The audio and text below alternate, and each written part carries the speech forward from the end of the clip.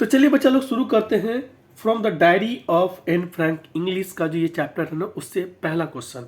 And the question is right the character sketch of Anne Frank. Anne Frank का character sketch हमें लिखने के लिए कहा जाता है, या फिर इस क्वेश्चन को दूसरे ढंग से इस तरह से भी पूछा जाता है, was an intelligent girl. Anne Frank जो थी वो क्या इंटेलिजेंट गर्ल थी? ठीक है। You and support your answer giving instances, यानी कि आप जो है ना इस आंसर को कुछ एग्जाम्पल्स देके इंस्टांसेस देके आप इस चीज़ को सपोर्ट करें कि वो एक इंटेलिजेंट गर्ल थी। ठीक है। तो देखिए इसका जो है ना कैरेक्टर स्केच लिखने के लिए क्या करते हैं ना, कुछ कुछ चीज़ों को ना हम लोग को बिल्कुल ध्यान में रखना चाहिए। देखिए अब ये क्या क्या चीज़ें हैं जिस पे ध्यान देना चाहिए। तो उस लड़की का, किसी का, आदमी का जब हम कैरेक्टर स्केच लिखते हैं ना, तो उसके पर्सनालिटी का जो भी मेन पॉइंट है, जैसे कि कोई बहुत हंसमुख इंसान है, कोई बहुत अच्छा जो है ना गुड नेचर्ड है, या फिर विकेड है, मतलब क्या बोलते हैं कि जो कि दुष्ट आत्मा है, अगर दुष्ट टाइप का इंसान है, मतलब उसके पर्सनालिटी का अगर कैरेक्टर स्केच लिखना है ना, तो उसके बारे में उसके सारे जो हैबिट्स हैं, उसके जो नेचर्स हैं, ठीक है ना, उन सारे चीज़ को अगर हम कलेक्ट कर दें, मेन मेन चीज़ को अगर कलेक्ट कर देते हैं, तो हमारा स्केच जो है ना कैरेक्टर स्केच वो कंप्लीट हो जाता है। ये होता है हमारा कैरेक्टर स्केच लिखने का तरीका। तो इसमें सबसे पहला तो हम लोग ये काम करेंगे कि एक इंट्रो लिखेंगे, और इंट्रो के बाद जो है ना उसकी पर्सनालिटी का मेन मेन जो जो क्या क्या उसका जो है ना कैरेक्टर क्या क्या थे, उन सारे चीज़ को जो ना मेन मेन जो एस्पेक्ट्स हैं, उन सारे एस्पेक्ट्स पे हम लोग बात करेंगे और उसको डिस्क्राइब कर देंगे। तो इस तरह से हमारा जो है ना वो कैरेक्टर स्केच बन जाएगा। तो देखिए बच्चा लोग, जहाँ तक एन फ्रैंक का कैरेक्टर स्केच की बात करें, तो वो जो है ना उसको सबसे पहला एक हैबिट था क्या, font for writing diary. Diary लिखने का उसको जो है ना एक हैबिट था।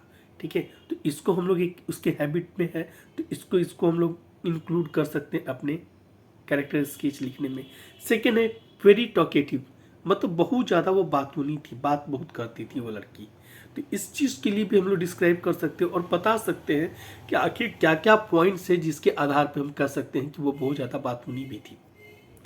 वीटी एंड इंटेलिजेंट, मतलब कि क्या हाजिर जवाबी, ठीक है, और क्या थी, इंटेलिजेंट थी। इस चीज़ को भी हमको जो है ना जस्टिफाई कर देना है। इन तीनों पॉइंट को अगर हम लोग जस्टिफाई कर देते हैं तो हमारा कैरेक्टर स्केच बिल्कुल बन जाता है। तो देखिए बच्चा लोग, शुरू करते हैं इसकी इंट्रो पार्ट की बात। तो इंट्रो में क्या है, अ 13 years Jewish girl Anne Frank was simply epitome of fearlessness. मतलब जो जो 13 साल की ये जो ज्विश जो गर्ल थी, ज्विश जो थी गर्ल, वो एन फ्रैंक जो है ना वो किस चीज़ की एक प्रतिमूर्ति थी, क्या बोलते हैं ना, एक मूर्त थी, किस चीज़ की, एक प्रतीक थी, किस चीज़ की, फेयरलेसनेस, मतलब उसमें डर नाम का कोई चीज़ नहीं था।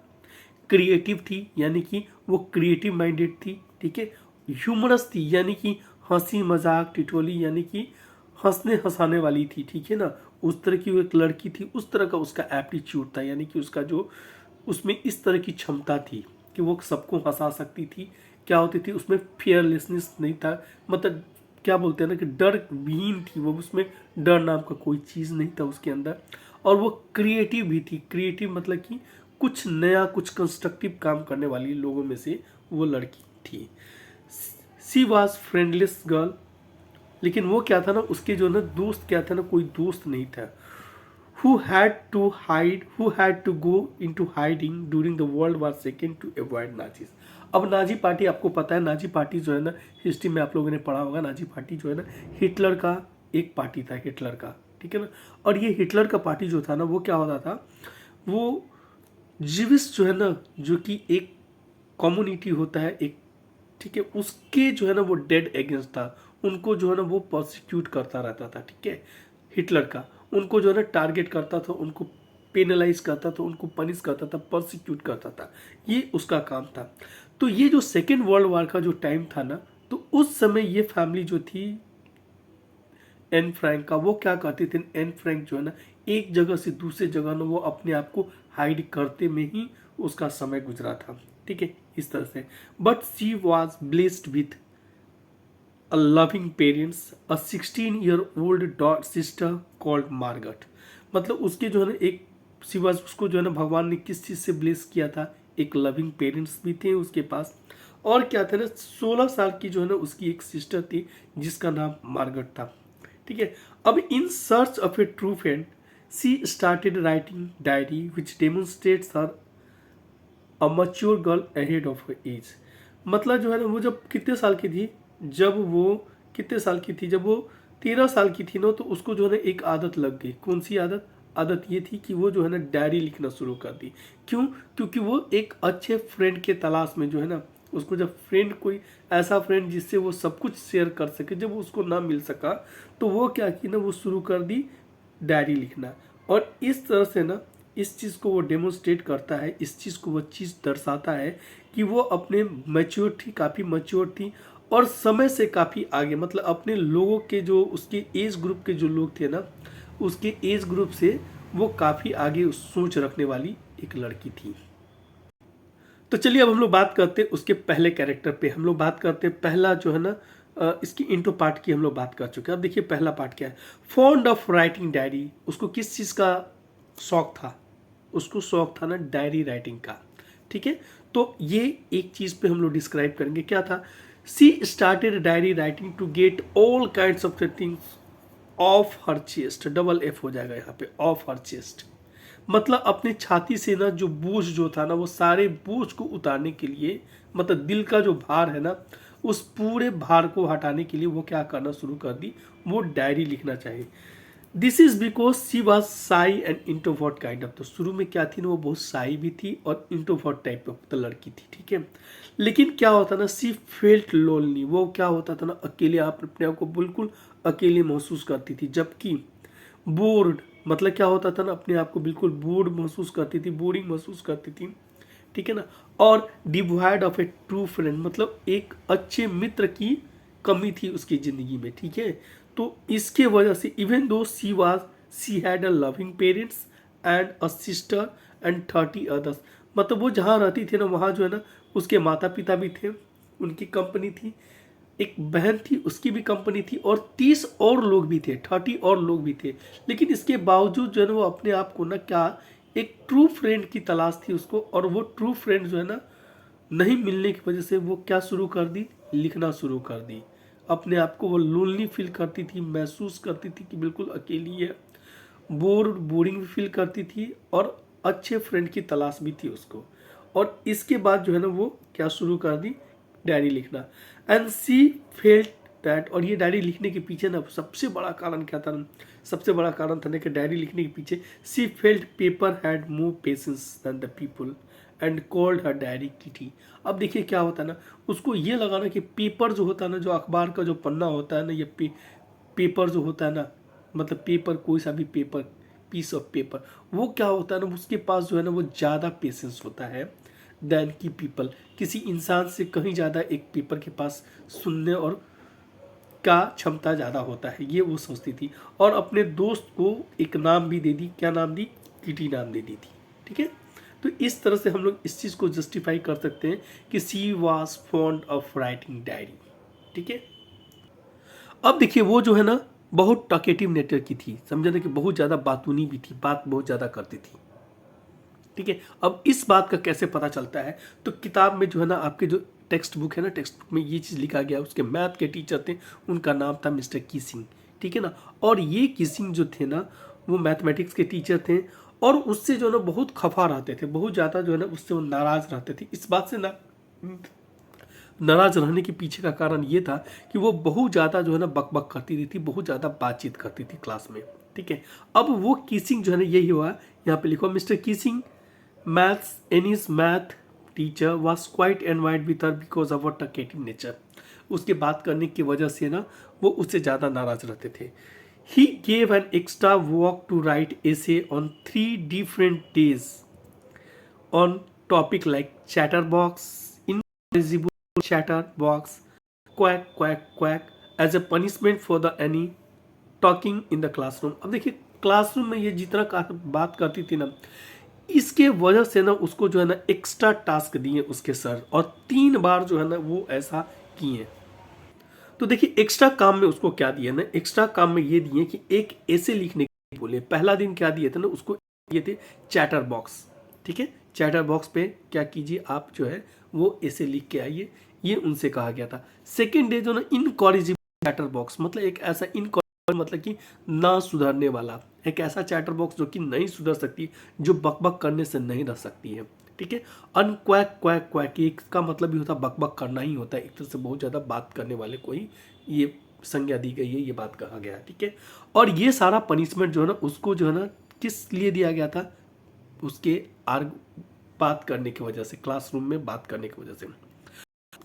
अब देखिए, अब इन ओकेजन पे ना ये लड़का कि ना अपने आप को ना, इसके पास में क्या था, ये अपने आप को डिफेंड करना चाहती थी, अपने नेचर को ना डिफेंड करना चाहती थी, इस चीज़ को सपोर्ट करना चाहती थी कि वो जो कह रही है, जो कर रही है, वो बिल्कुल सही काम कर रही है। और इसके लिए ना वो तीनों ओकेजन में अलग अलग आर्गूमेंट से ना उसको क्या की ना डिफेंड की है, मतलब अपने आप बचाव की है कि मेरा जो बात करने का जो इतना ज़्यादा बात करना है ना, वो बहुत जायज़ है, वो जस्टिफाइड है इस चीज़ को। अब देखिए पहला क्या है, सबसे पहला जी ना, देखिए क्या हो रहा है।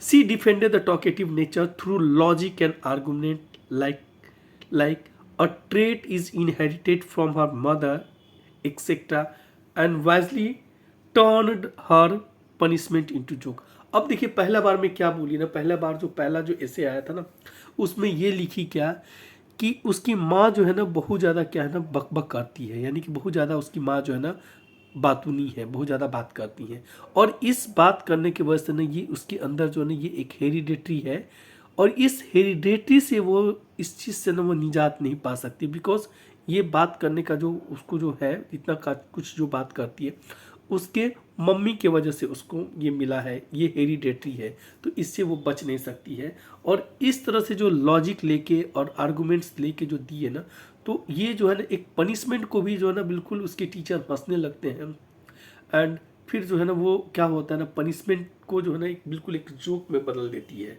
एक तरह से। ठीक है ना, एंड इस तरह से इस चीज़ को भी प्रूफ करना चाहती है, कर देती है एक तरह से, proving that the necessity of talking, कि इसकी ज़रूरत है एक बच्चे का। जैसे एक बार में कहती है क्या कि बच्चों का एक हैबिट होता है बात करना, सेकेंड टाइम ये बोलती है क्या कि उसकी मम्मी जो है ना, मम्मी ज़्यादा बात करती हैं, तो मम्मी जब ज़्यादा बात करती हैं तो ये कैरेक्टर जो है ना उसके मम्मी के थ्रू उसमें इनहेरिट हुआ है, इसलिए वो जस्टिफाइड है।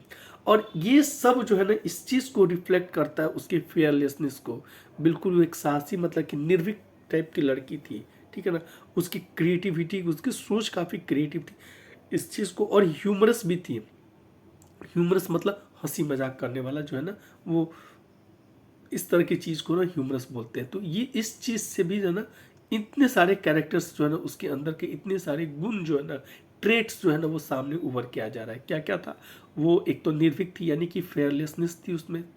सेकेंड चीज़ क्या था ना, वो सी वाज क्रिएटिव, मतलब उसके अंदर जो है क्रिएटिविटी भी थी। ठीक है ना, एंड ह्यूमरस तो था ही। ठीक है, चलिए अब हम लोग बात करते हैं चौथे पॉइंट का, कि सी वाज विटी यानी कि हाजिर जवाबी थी और इंटेलिजेंट थी। कैसे? Anne was really an intelligent kid, nobody ever thought of writing account on Hitler turn juice.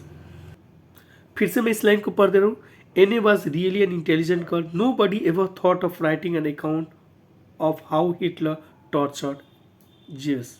मतलब जो यहूदी थे यानी कि जो जीविस थे ना, उनको जो है ना हिटलर कैसे टॉर्चर किया था, इस पे कभी कोई अकाउंट नहीं लिखा, कभी कोई लिखा नहीं। लेकिन ये लड़की जो है ना वो करेजियस भी थी, इंटेलिजेंट भी थी, और क्या थी, विटी थी, यानी कि हाजिर जवाबी थी।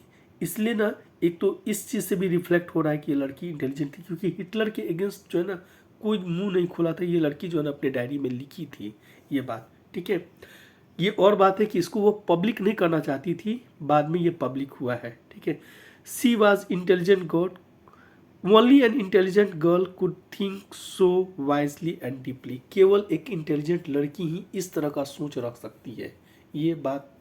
ठीक है, मतलब हिटलर के अगेंस्ट में इतना कुछ कह जाना, बोल देना, एक इंटेलिजेंट लड़की ही कर सकती थी ये, इस तरह से। और इस तरह से जो है ना हम लोग इस कैरेक्टर स्केच को ना, यानी कि कैरेक्टर स्केच को डिस्क्राइब कर सकते हैं, या फिर हम इस चीज़ को प्रूफ कर सकते हैं कि सी was an intelligent girl.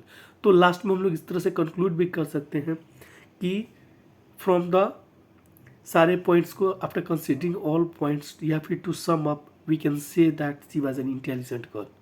Thank you बच्चा लोग।